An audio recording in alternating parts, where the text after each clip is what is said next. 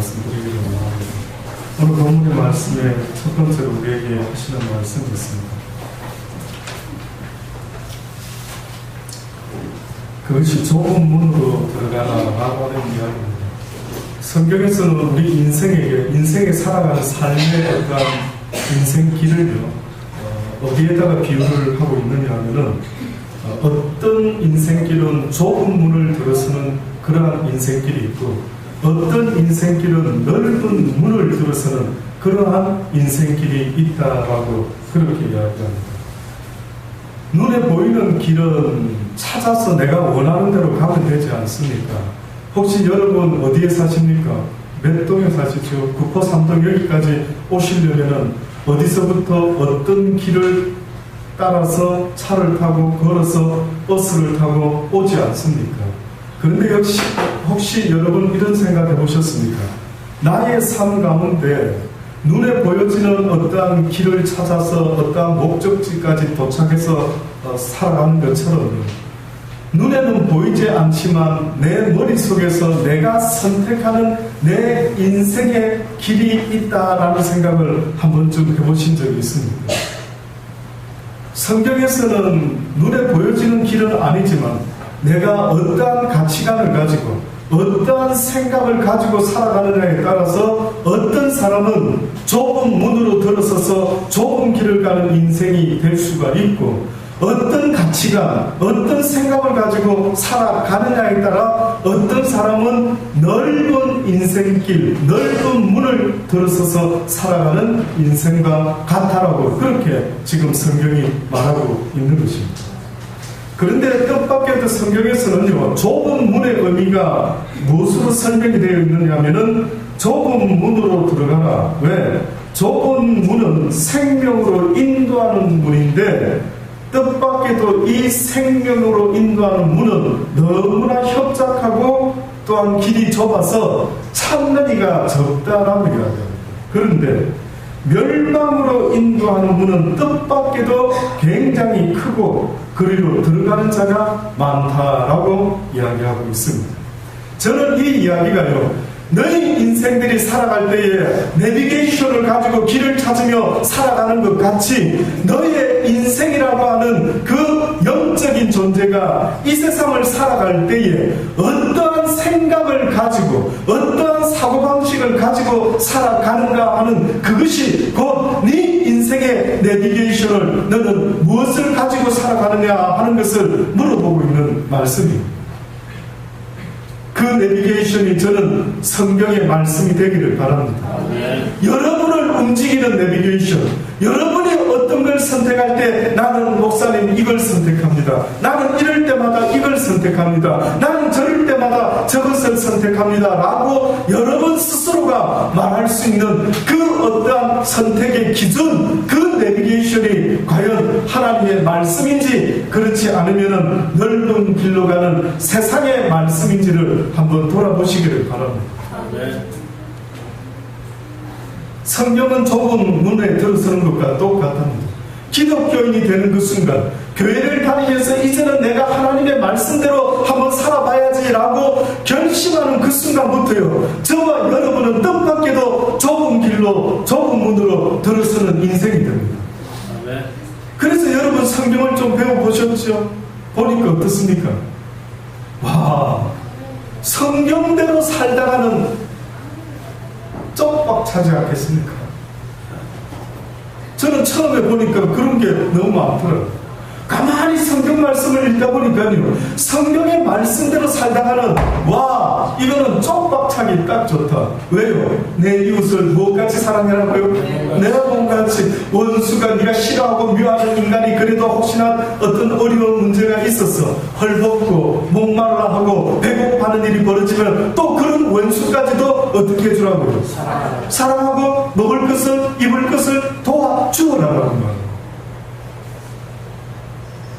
이 성경의 말씀대로 살아보려니까 쪽박차기가 딱 좋더라고요.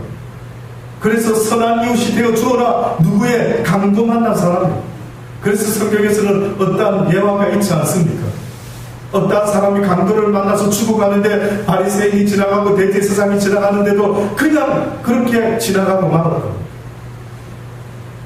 근데 뜻밖에도 사마리아라고 하는 그 당시 때 아주 아이노크 같은 종자들, 아주 유대인이 봤을 때는 어우 저 혼혈족들, 저것들 어우 이렇게 취급받던 어느 인생이 가다가 강도 만난 사람을 보고 어떻게 합니까?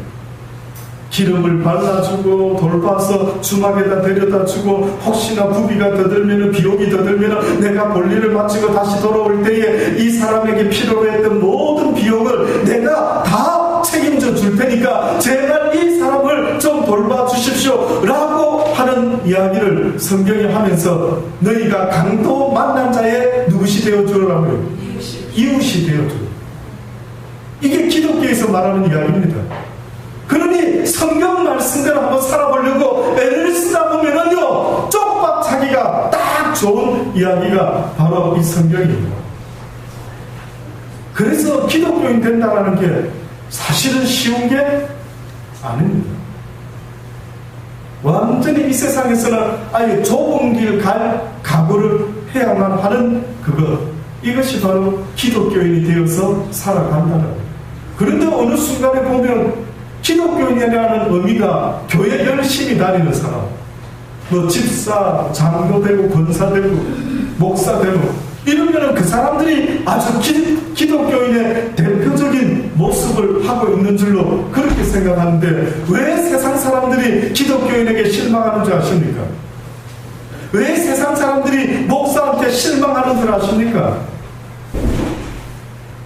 왜 세상 사람들이 교회를 잘 안 나오려고 하는 줄 아십니까?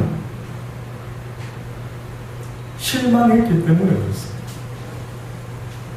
왜 실망할까요? 저는 가끔 이런 이야기를 들어봤습니다. 교회 좀 다니시죠? 어휴, 교회 다니는 인간들, 아유, 더 독하더만. 뭐 이러면서요, 막 교회 다니는 사람에 대해서 너무 실망한 것을 이야기하는 사람들이 많이 있더라고요. 오늘도 성경은 몇천 년 전에도 그런 일이 있었는지 너무나 뜻밖에도 예수님이 설교를 하시는데 뭐라고 설교를 하셨느냐면은 좁은 길은 생명의 길이요 넓은 길은 멸망으로 인도하는 그러한 문이 된다라고 하시면서 거짓 선지자들을 삼가라. 양의 옷을 입고 너희에게 나오나 속에는 노락질하는 일이다. 그의 열매로 그들을 알지니 가시나무에서 포도를 끊어 엉겅퀴에서 무화과를 까겠느냐. 이와 같이 좋은 나무마다 아름다운 열매를 맺고 못된 나무가 나쁜 열매를 맺나니 좋은 나무가 나쁜 열매를 맺을 수 없고 못된 나무가 아름다운 열매를 맺을 수가 없느니라. 아름다운 열매를 맺지 아니하는 나무마다 지켜 불에 던지우느니라. 이러므로 그의 열매로 그들을 알리라. 선지자라 할지라도 목사라 할지라도 교회 다니는 사람이라 할지라도 그들이 정말로 하나님이 기뻐하는 하나님의 사람인 것을 무엇으로 알 수 있는가라고 봤더니만 열매로 알 수가 있다. 근데 그 열매는 입술에 말에 있는 것이 아니다. 그 열매는 입술에 있는 것이 아니다.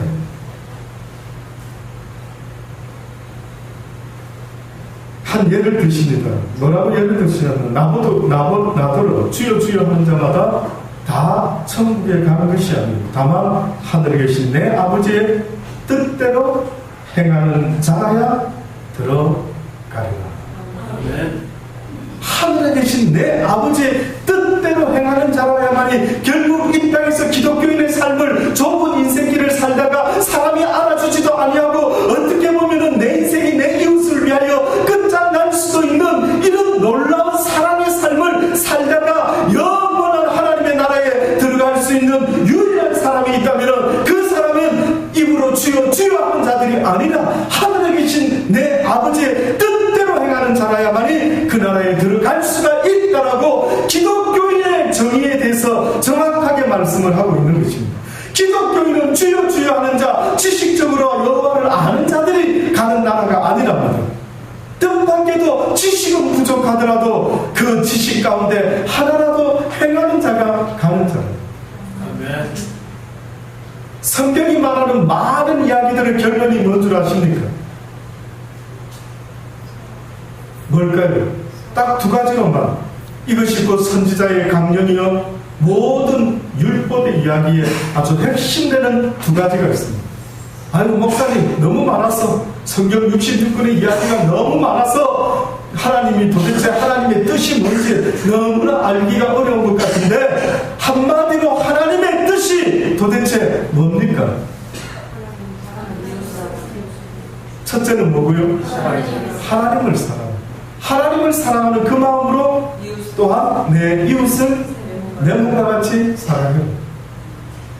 그러니 우리가 잘 아는 사랑장에 무슨 이야기를 합니까? 천사의 말을 하고 구제를 하고 누구를 도와주고 뭐 어떻게 인생을 살아간다 할지라도 그 마음속에 하나님이 뜻하시는 바 곧 사랑을 가지고 행하지 못하는 삶은 그 어떤 복음을 전하는 전도자의 삶이라 할지라도 나와는 상관이 없다. 아멘. 어느 부잣집 마나님이 계셨습니다. 굉장히 부잣집이다 보니 보통 부잣집에서는 마나님이 선수 청소하고 빨래하고 밥을 할까요? 아니면 직접 하지 않을 것 같습니다. 경험해 보셨습니까? 어떻게 어려운 문제를 아십니까? 부잣집 마나님들은 직접 본인이 청소하고 음식도 만들고 물론 할 때도 있겠지만 주로 누가 합니까? 예, 일하는 아주머니들을 뭐 요리사를 뭐 또 파출부를 불러서 하지 않습니다. 근데 어느 부잣집 마나님이 사람을 일하는 파출부를 쓰는데 특별히 기독교인을 선호하는 기독교. 그래서 누가 물어봤습니다. 아, 그래 아무나 쓰지. 뭐 그렇게 꼭 기독교인을 쓰려고 해? 뭐 무슨 차이가 있어? 뭐 다 똑같은 건 아니지만 차이가 있다. 그럼 무슨 차이가 있는가 물어봤더니 말이야. 기독교인 파출부, 기독교인의 어떤 요리사 한 가지 다른 점이 있는데 자기 기준에서 보았습니다. 그 사람들은 청소도 깨끗하게 하고 음식도 아주 깔끔하게 깨끗하게 온 정성을 다해서 하는 그런 모습을 보고 이 부잣집 마나님이요 자기는 비록 기독교인이 아닌데도 불구하고 자기 집에서 일하는 사람들은 주로 기독교인을 선호한다는 거예요. 그러니 여러분 생각해 보십시오. 과연 기독교인의 삶이 이 세상에서 빛과 소금이 되어야 된다고 말씀하신 하나님의 그 말씀의 뜻이 입술로만 주여 주여 하는 자의 삶을 살아라고 말씀하는 게 아닌 것입니다. 더 잘해라는 것입니다. 남편에게 더 잘하고 아내에게 더 잘하고 아이들에게 더 잘하고 사랑으로 그들을 이길 때까지 그들을 무릎 꿇게 만드는 그날까지 더 잘해 주라고 말씀하는 게 바로 성경에서 날마다 우리에게 말씀하는 말씀인 것입니다. 내가 무엇을 행하며 살아야 될지 내가 어떤 마음을 가지고 이 세상을 살아야 되는지라 얼마나 중요한 줄 아십니까? 이것을 알고 사는 것과 이것을 알지 못하고 살아가는 인생에게 느껴지는 그 감동은 하늘과 땅 차이라는 사실을 잊지 마셔야만 합니다. 하늘과 땅 차이라는 사실을 잊지 마셔야 합니다. 어떤 사람이 그러더라고요. 인간이라는 존재가요 짐승과 다르답니다. 짐승은요 누가 뇌를 가지고 연구를 해봤는데 짐승은 맛있는 음식을 이렇게 주면은요 어떤 대뇌의 어느 부분이요 막 반응을 한다는 막 좋아서 맛있는 거 막 이래가지고 막 뇌가 어떤 붉은 색깔로 반응을 일으킨다. 그래서 어떤 학자가 그래? 그러면 사람들한테도 한번 적용을 해봐야겠다. 과연 사람들도 맛있는 음식을 보면 이 짐승과 같이 막 그쪽에서 아주 빨간 색깔로 기뻐하고 즐거워하는 모습이 나타나나 하고 보자 해가지고 실험을 해봤는데 뜻밖에도 여러분 사람은요 짐승처럼 맛있는 음식 줬는데 막 좋아하는 그 감정이 뇌로 이렇게 체크를 해보니까 짐승은 노골적으로 표가 나는데 인간은 표가 안 나요. 인간은 편하다. 하더라고. 인간이 아무리 맛있는 음식이 옆에 있는데 그 옆에 누군가가 거지가 배고파서 굶어 죽어가고 있으면 그 인생에게 있어서 먹는 그 음식의 기쁨이 있을 수가 있겠습니까? 그래서 도대체 그러면 인간은 짐승과 다르게 어느 부분에서 그렇게 어느 때 반응을 하는가라고 그 과학자가 조사를 해보니까 뜻밖에도 인간이라는 존재는 옳은 일을 할 때에 그 되뇌가 막 붉은색으로 반응을 하기 시작해요. 옳은 일, 올바른 일. 인간은 이렇게 하면 안 되는데, 내가 이렇게 인생 살면 안 되는데, 이러는 인간들에게는 기쁨과 즐거움이 거의 반응하지 않는다. 그런데 어떤 인간에게 기쁨과 즐거움의 반응을 일으키는가 봤더니만은요, 뜻밖에도 정의로운 일, 옳은 일을 할 때에 인간의 이 대뇌 쪽에서 막 반응을 하는데 얼마나 기분 좋아하고 얼마나 즐거워하는지 놀랬답니다. 그래서 인간과 짐승이라는 존재가 다른 이유가 있다면 궁극적으로 짐승은 먹을 것만 있으면 해피할 수가 있을는지 모르지만 인간이라는 저와 여러분과 같은 이 존재는 먹는 것만 가지고 만족하면서 살아갈 수 있는 그런 짐승 같은 이성 없는 짐승 같은 존재가 아니라는 것이죠. 우리는 올바른 일을 하면서 살아야 되는데 성경이 그 올바른 일이 뭐라고 가르치는 줄 아십니까? 그게 바로 사랑이에요. 사랑을 위해서는 어떤 것을 희생할지라도 그 인간의 기쁨은 세상에 어떤 사람이 누리는 그 기쁨보다도 더한 기쁨은 없다는, 해보지 않으니 알 수가 있나? 해보지 않았으니 그 사랑이 행하는 그 희생을 통해서 오히려 얻는 그 기쁨이 뭔 줄 아는 사람이 있겠는데,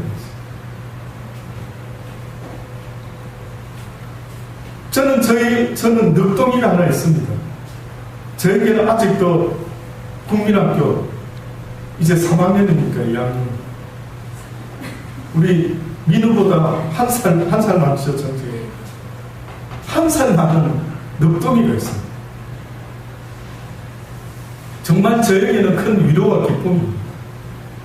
그냥 늑동이라는 이유 때문에가 아니라 그 하는 모든 행동이나 지시, 참으로 정말 형들한테는 좀 미안한 이야기지만 뭔가 어렸을 때부터 새 녀석을 키워봤지만 조금 막내가 다른 것 같습니다.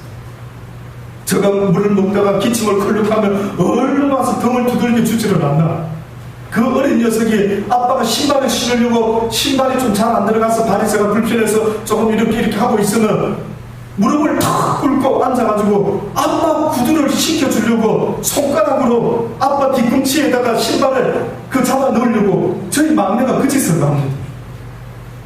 제가 지금 완룸에 혼자 있는데 왔을 때에 어느 날 그 좁은 완룸 복도에 몇 개 안 되는 신발이지만 집에 들어가면 그 막내가요, 그 복도에 있는 신발을 방향을 전부 다 신고 나가기 좋은 방향으로 쫙 이렇게 정리를 했더니 제가 놀래가지고 이정재 너 왜 이렇게 하는데? 물어봤지. 그 어린아이가 뭐라고 말하는 줄 아십니까? 아빠, 신발을 이렇게 해놓으면 나중에 밖에 나갈 때 신고 나가기가 편하지 않아? 그러다 얼마나 아빠인 제 입장에서 기특하고 참 기특하다. 그래, 네가 사랑받게 하는구나. 네가 사랑받게끔 하는구나. 그런 이쁜 아들이 예를 들어서 맥도날드 같은 데 가서 햄버거를 먹습니다. 그러면 어느 때부터 이제 빵에 대한 욕심이 생겨가지고 아빠하고 다른 빵을 시키면 꼭 저를 쳐다보면서 이야기합니다. 아빠, 아빠의 빵이 맛이 어떤지 너무나 궁금한데 아빠의 빵을 한 입만 내가 조금 한 입만 딱 한번 맛을 봤으면 좋겠다고 그렇게 이야기를 꺼냅니다. 그럼 저는 그 아들의 의도를 알죠. 욕심이 생겨가지고 아빠 빵까지 노리고 있구나 라는 생각을 하면서 조금의 위협감도 느끼지만 경고를 하죠. 너 방금 만큼만 먹는 데지. 알았어, 입 조금만 벌려봐. 입을 조금 벌립니다. 그래서 빵을 대줍니다. 갑자기 입을 쫙 크게 벌려서 한 입을 먹지만은 제가 피했겠습니까? 가만히 있었겠습니까? 안 피하면 피해야 되는데 요만큼 먹기로 했는데 참 이상하더라고요. 누군가를 사랑하니까요, 분명히 알지만은 그 빵을 싹 뺏을 것 같은데도 오히려 더 많이 먹도록 대해주더라고요. 신기한 경험을 하고 있는 겁니다. 분명히 나를 위해서 살아야 되는 인생인 것 같은데 나를 위해서 노력하고 몸부림칠 때 얻을 수 없는 희한한 감정을 느끼기 시작하는데 누군가가 내 것을 더 뺏어 먹는데도 불구하고 내 마음에 기분이 나쁘지 않은, 도대체 이런 마음은 무슨 마음인지 누가 좀 설명을 좀 해줬으면 좋겠다. 누군가가 인생의 의미를 설명하는 것처럼 인생이라는 존재는 도대체 먹는 것으로만 기뻐하고 반응할 수 있는 줄 알았더니만 그것이 아니라 뭔가 정의로운 일, 뭔가 옳다고 생각하는 어떤 일을 행할 때에 인간이라는 존재는 이상하게도 기뻐하고 즐거워하고 놀라운 희생과 심지어는 나의 목숨까지라도 다 내어놓는데도 불구하고 자식을 위해서라면 또 이웃을 위해서라면 그리스도의 그 사랑을 가진 자는 세상에 적이 없더라고요. 사랑 앞에서는 적이 없더라고요. 사랑 앞에서는 원수가 없더라고요. 여러분은 아직도 미워하는 사람이 있습니까? 여러분은 아직도 원수가 있습니까? 뭐가 문제인 줄 아십니까? 원수가 문제인 것이 아니라 아직도 내가 인생의 의미, 곧 사랑이 무엇인지를 전혀 모르고 살아가고 있기 때문에 아직도 내 인생에 원수가 생기는 것이에요. 그래서 주님이 오늘 우리에게 말씀하시기를 나는 너희가 좁은 길로 들어서기를 원한다. 그 좁은 길의 이름은 뭔 줄 아느냐? 이 좁은 문은 곧 사랑의 문이라. 저는 믿습니다. 이 좁은 문의 이름은 곧 사랑의 문이라고 저는 믿습니다. 저는 이 사실을 오래전에 젊었을 때 깨달았을 때에 와, 맞아 이렇게 귀한 사랑의 마음, 이걸 어떻게 얻을 수 있지? 내가 이 마음을 가지고 살아나갈 수 있다면 내 인생에 나의 행복을 뺏을 자가 있을 수 있을까 생각하고 막 애를 썼던 적이 있었습니다. 그때 제가 노래를 하나 지어가지고 늘 18번으로 불렀던 게 있습니다. 오 주여, 내 생에 단 한 번만이라도 주님을, 단 한 번만이라도 주님을 사랑하게 해주오. 이 노래를 저 혼자 만들어가지고 틈만 나면 아마 저 생에 가장 많이 불러본 어떤, 외쳤던 어떤 가사가 있다면, 그렇구나, 내 생에 단 한 번만이라도 주님이 나를 사랑하셨던 그 사랑의 마음을 가지고 내가 한 번만이라도 그렇게 사랑하며 살아봤으면, 그래서 그 사랑 안에 살다가 그 사랑 안에 죽을 수만 있다면, 와, 이 사람이 바로 행복한 사람 아닙니까? 바로 이 사람이 긴 인생을 살지 않아도, 짧은 인생을 살았다 할지라도 정말 부럽고 부러워야 할 인생이 있다면, 하루를 살아가더라도 그 사랑 안에서 한 번이라도 그 사랑이 주는 그 기쁨과 그 놀라운 느낌을 한 번만이라도 느껴보며 살다가 끝날 수 있으면 그래도 그 인생은 실패한 것이 아닐 것 같아요. 아멘.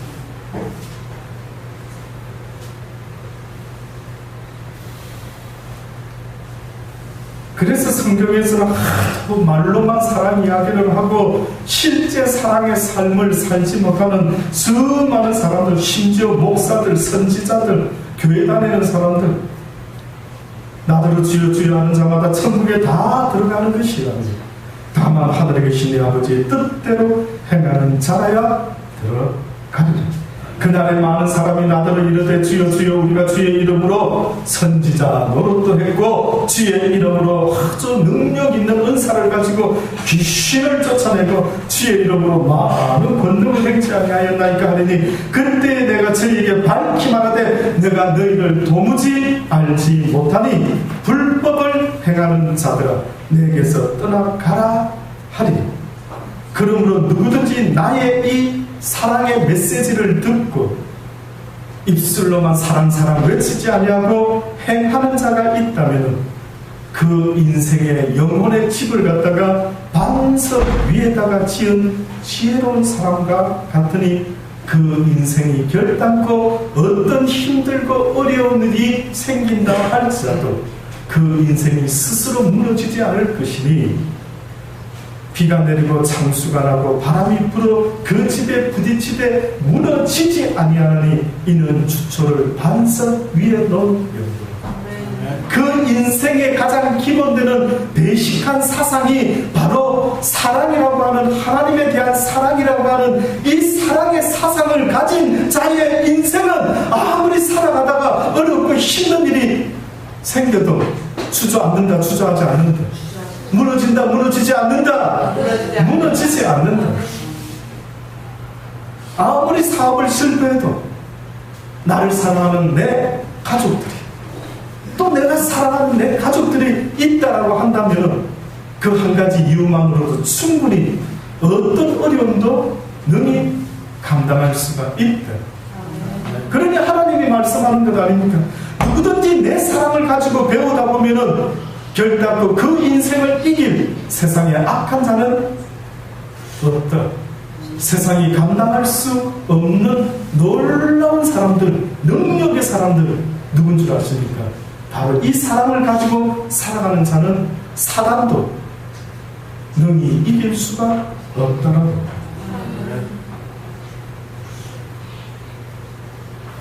나의 이 말을 듣고 행치 아니하는 자는 그 집을 모래 위에 지은 어리석은 사람과 같다. 나의 진리의 말씀을 듣기만 하고 행하지 않았던 자들아, 너희 인생이 힘들고 어려운 일이 생긴다면 아마 너희의 인생의 집이 사정없이 무너져 내리고 말 것이다. 절망하고 말 것이다. 좌절하고 말 것이다. 기다마 들으라. 너희가 기회가 있을 때 나의 사랑의 메시지를 배우지 못하면 네 인생길 살아가다가 힘들고 어려운 일이 생길 때 네가 언젠가 주저앉아 버리고 말게 될 것이다. 너의 인생에 있어서 무엇을 먹든지 마시든지 비즈니스를 하든지 가장 우선순위의 삶의 목적은 바로 생명을 구하는 것이다. 생명을 사랑하는 것이다. 생명을 구한다는 것은 곧 누군가를 사랑할 때, 그래서 그 사람이 누군가가 나를 사랑하는구나 라는 것을 느끼게 될 때 그 사람의 영혼을 구할 수 있게 되는 것입니다. 이 열매를 오늘 성경이 말씀하고 있는 것입니다. 누구든지 열매를 맺지 아니하면, 좋은 열매를 맺지 아니하면 서두에 뭐라고 말합니까? 그의 열매로 그들을 알진대 그러한 삶의 열매가 없이는 결단코 그들은 좋은 나무라고 말할 수가 없다라고 성경입니다. 여러분, 이스라엘 백성들의 그 우리나라 꽃은 뭡니까? 무궁화. 우리나라 그 무궁화 꽃은 꽃입니까? 실상은 나무입니까? 예, 꽃은 무궁화 꽃이 우리의 국화라고 하는데 그게 나무에서 나는 꽃이죠. 근데 여러분 혹시 이스라엘 사람 유대인들 그들의 국화는 뭔지 아십니까? 물론 뭐 다른들 이야기도 할 수 있는데 혹시 성경을 봤을 때 이스라엘을 대표해서 예수님이 자주 쓰셨던 나무가 있어요. 비유가 있어요. 무슨 나무요? 무화과 나무 아십니까 혹시? 무화과 열매 먹어보셨습니까? 맛있던가요? 네, 익으면 맛있어요. 예, 이거는 맛있습니다. 그런데 무화과가 왜 그 나무 이름이 무화과인 줄 아십니까? 뜻밖에도 그 무화과 나무는요 꽃이 없습니다. 물론 속으로는 있답니다, 과학자들 말은. 근데 겉으로는 꽃이 없고 이파리가 피고 나서 그 다음 곧바로 뭐가 자라기 시작합니까? 열매. 그러면 무화과의 가치는 꽃도 없는데 무화과의 가치는 무엇에 있습니까? 잎사귀니까 열매입니까? 열매. 뜻밖의 의미심장하죠. 꽃이라는 것은 남에게 보여지는 어떤 그런 화려한 모습, 보기 좋다 이런 건 있습니다. 근데 실상은 물론 까먹는 것도 요즘 있다지만 그것을 보는 것으로 끝나지 내 육신의 실질적인 유익이 전혀 없는 것입니다. 근데 무화과는요 보여지는 꽃은 없는데 실질적인 유익이 있는데 길을 가는 나그네에게 무화과 나무는 좋은 열매를 맺어서 요기할 수 있는 아주 사람들에게 인기 있는 나무가 무화과 나무. 어느 날 예수님께서 길을 가시다가 멀리 보니 웬 무화과 나무 하나가 있으니 너무 반가우셨더니 잎사귀도 유성한 것 보니 아마 어떻게 보면은 열매 한두 개는 있지 않을까 생각하셨는지, 그렇게 때는 아직 좀 일렀지만 예수님이 무화과 열매를 따기 위해서 무화과 나무에게 다가갑니다. 보니까 열매가 없는 거예요. 예수님이 왜 갑자기 그렇게 하셨는지 모르겠는데 그 열매 없는 무화과 나무를 보고는 이제부터 네가 영원토록 사람들이 내게서 열매를 따 먹지 못하리라 저주를 베풀은 겁니다. 그랬더니 무화과 나무가 말라서 곧 시들어서 죽어버리더라. 이게 성경에 있는 이야기. 예수님께서는 실질적인 무화과의 때도 아닌데 왜 이렇게 일찍 오셔가 무화과 열매 없다고 화내시면서 도대체 나무를 저주하셨을까? 좀 의구심이 드는 이야기지만, 그러나 이 사건을 통해서 아마 주님이 우리에게 알려주고 싶은 메시지가 있으셨던 거예요. 그게 뭘까요? 열매의 시기는 누가 정하는 줄 아십니까? 그것은 하나님이 정하십니다. 우리 인생에서 하나님이 부르시면 누구든지 지금까지 살아왔던 인생에서 손을 놓고 하나님께 가야 합니다. 올 때는 순서가 있었지만 갈 때는 결단코 순서가 없는 것입니다. 그러니 주님이 부르실 때에 내가 그분에게 보여드려야 될 어떠한 열매가 있어야 되는데 열매 없고 잎사귀만 무성한 그들의 삶의 모습, 겉모습만 무성한 겉만 기독교인인 듯한 그들의 모습을 보신 주님께서 어떻게 보면은 무화과 나무로 그렇게 비유로 설명하시지 않았습니다. 그러니 뭐라고 말씀했습니까? 선지자들이 내가 주의 이름으로 선지자 노릇했는데 나를 모르시나이까? 라고 했더니 나는 너를 알지 못한다. 이 불법을 행하는 자들아 내게서 떠나가라. 전혀 알지를 못한다. 주님이 아는 자는 누군지 아십니까? 주의 말씀 하나를 가지고 지키며 살아보려고 애를 쓰고 애를 쓰다가 넘어지고 쓰러지더라도 또 애를 쓰고 또 애를 쓰며 그 말씀 때문에 날마다 몸부림치 어찌하면 내가 주의 말씀대로 살아볼 수 있을까라고 하는 하나님의 그 사랑의 메시지를 붙잡고 날마다 사랑 없는 자기 모습을 미워하고 싫어하면서 어떻게 하면 내가 하나님이 기뻐하는 사랑의 사람이 될 수가 있을까? 강도 만난 자의 선한 이웃이 될 수가 있을까? 예수 그리스도의 사랑과 같이 나도 어찌하면 모든 인류를 위해서 나에게 생명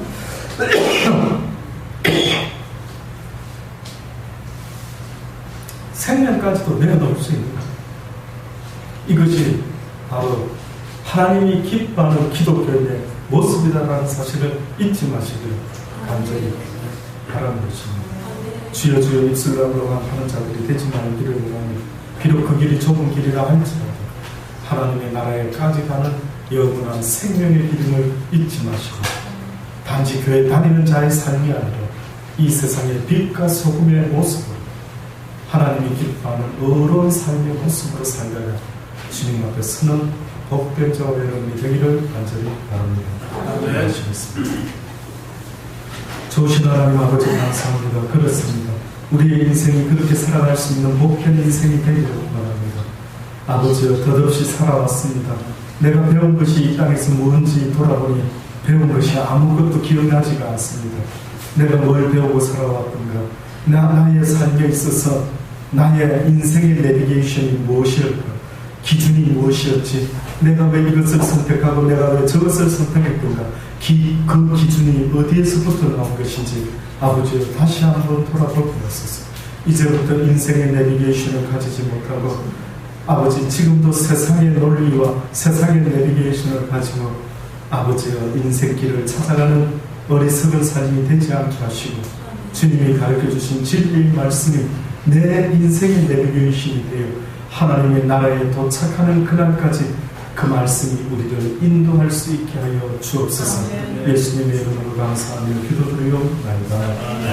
아멘.